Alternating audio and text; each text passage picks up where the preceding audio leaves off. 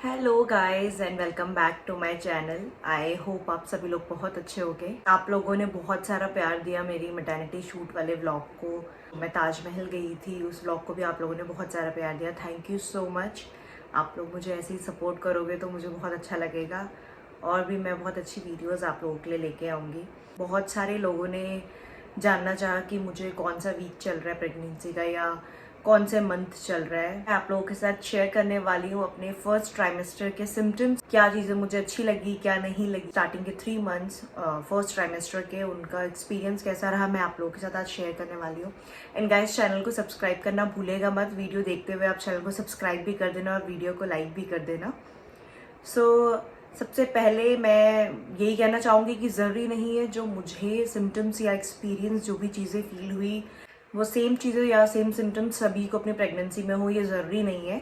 तो वो मेरे इंडिविजुअल जो मैंने चीज़ें फेस की, इंडिविजुअली जो मुझे सिम्टम्स रहे या एक्सपीरियंस मैंने किया है, मैं वही आप लोगों के साथ शेयर करूँगी। तो आप लोग प्लीज़ ये मत सोचना कि सभी लोगों के साथ यही होता होगा या ऐसा ही वो फील करते होंगे। हर किसी की बॉडी अलग है, सबके हार्मोनल चेंजेस अलग होते हैं, सबके सिम्टम्स भी डिफरेंट हो सकते हैं। तो उसकी कोई गारंटी नहीं है कि जैसा मैं आपको वीडियो में बोल रही हूँ कि ये सिम्टम्स रहते हैं तो आपको भी वैसे ही हो। जो कोई भी प्रेग्नेंट हो या प्लान कर रहा हो अपनी प्रेगनेंसी, वो ऐसा ना सोचे कि यही सिम्टम्स होंगे और पहले डर जाए तो ऐसा नहीं होता है। आई होप गाइस आप लोगों को मेरी वीडियो इन्फॉर्मेटिव लगेगी और आप लोगों को समझ आएगा कि मैं किस तरीके से मैंने अपना फर्स्ट ट्राइमेस्टर निकाला है। बहुत टफ था मेरे लिए। तो सबसे पहले मैं स्टार्ट करना चाहूँगी फर्स्ट पॉइंट से, जो है वॉमिटिंग। मुझे बहुत ज़्यादा वॉमिटिंग हुई थी और ये नहीं कहूँगी कि फर्स्ट मंथ से ही वॉमिटिंग स्टार्ट हो गई थी। फर्स्ट मंथ तो बहुत ही स्टार्टिंग का फेज़ होता है, तो ज़रूरी नहीं है कि उसमें आपको वॉमिटिंग हो या कोई भी सिम्टम्स आ जाए। फर्स्ट मंथ तो बहुत नॉर्मल होता है कि जिसमें पता भी नहीं चलता है कि आप प्रेग्नेंट हो या नहीं हो। फर्स्ट मंथ में पता चल गई थी। जो मेरी लास्ट LMP थी वो थी 25 सितंबर। 25 अक्टूबर को दिवाली के आसपास मुझे पता चल गया था दैट आई एम प्रेग्नेंट। तो बहुत एक्साइटेड भी थे हम लोग, बहुत खुश भी हो गए थे।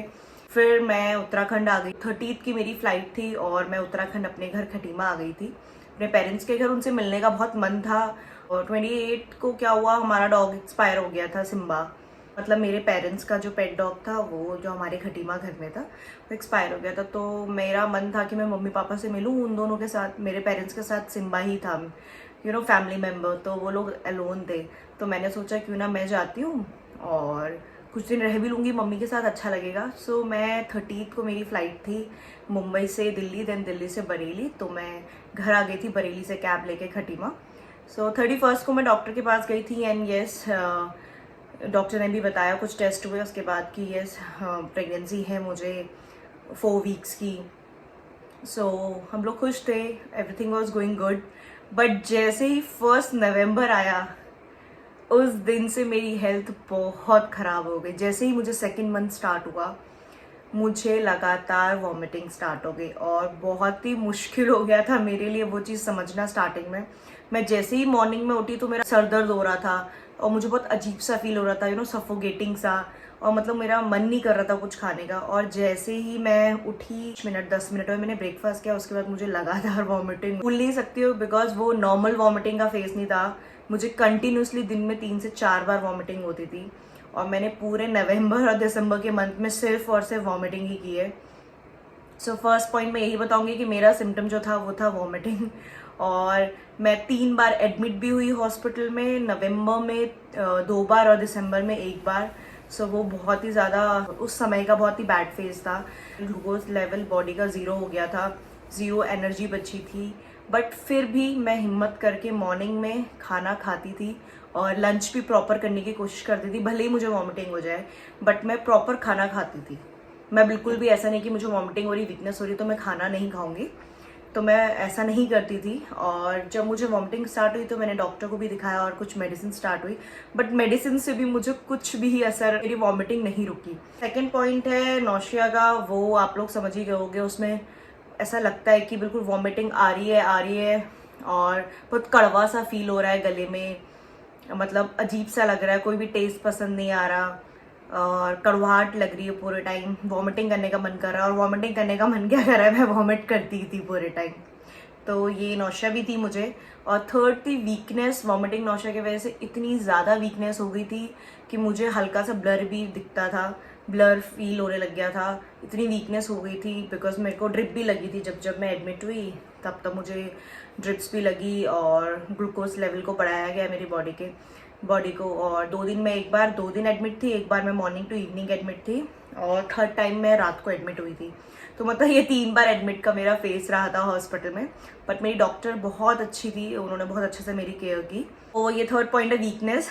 और फिर मैं कह सकती हूँ फोर्थ पॉइंट जो था कि मुझे बहुत लो फील होता था, मुझे एनर्जी फील होती ही नहीं थी अपने बॉडी में। ऐसा लगता था कि मतलब मेरे पास एनर्जी नहीं है, मैं बस सोई रहूँ, मैं बस लेटी रहूँ, क्योंकि हर आधा 1 घंटे में मुझे वॉमिटिंग होता था।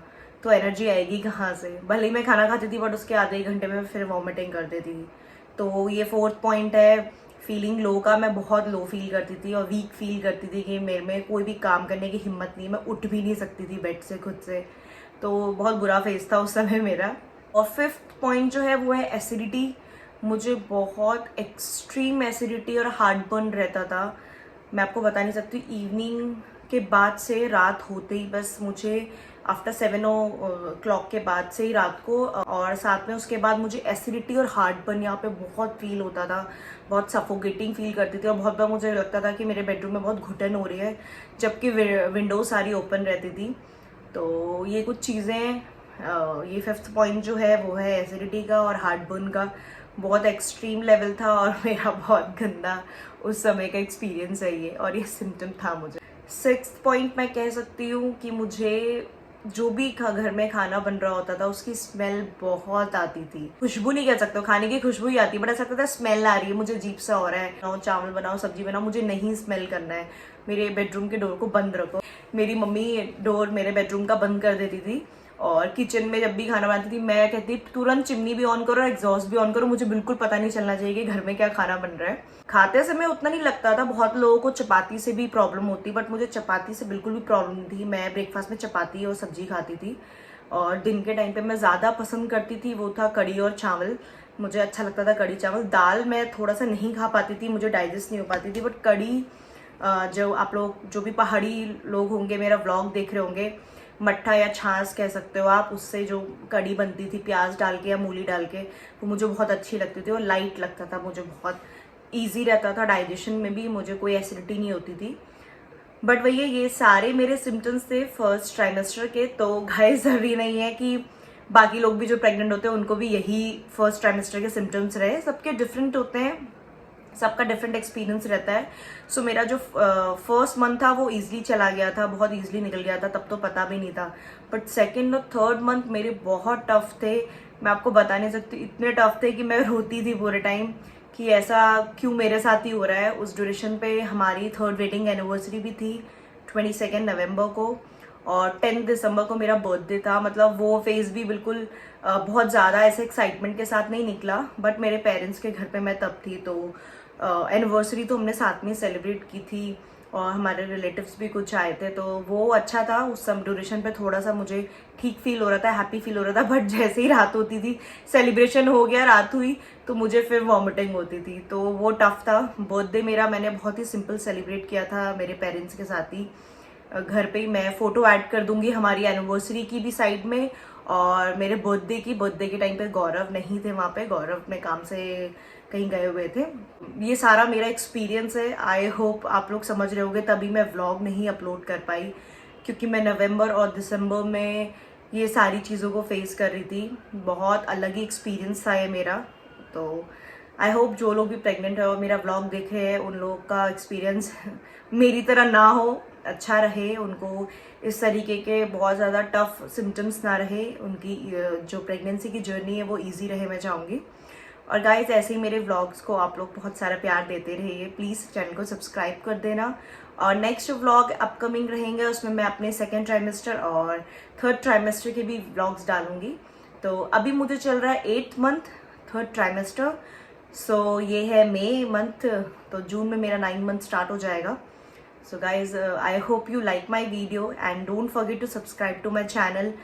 प्लीज़ बेल आइकन को भी ऑन कर दीजिएगा, जब भी मैं आप लोगों के लिए प्यारे प्यारे व्लॉग्स अपलोड करूँगी तो आप लोगों को पता चल जाएगा। और जो लोग मुझे इंस्टाग्राम में फॉलो करना चाहते हैं वो मेरे professional page makeup by Sonia Pandey को भी फॉलो कर सकते हो। नाम डाल दूंगी अपने इंस्टाग्राम पर्सनल का भी, और मेकअप पेज देख सकते हो, वो मेकअप बाय सोनिया पांडे नाम से ही है। And thank you so much guys for always supporting me. मैं इस प्यारी सी जर्नी में बहुत आगे तक आ गई हूँ और मैं चाहती हूँ आप लोग भी इस तरीके से मेरे साथ प्यार से जुड़े रहे। तो मैं अपने आने वाले आगे जो भी इवेंट्स होंगे उनके बारे में भी शेयर करूँगी आप लोगों से। And thank you so much guys and keep supporting.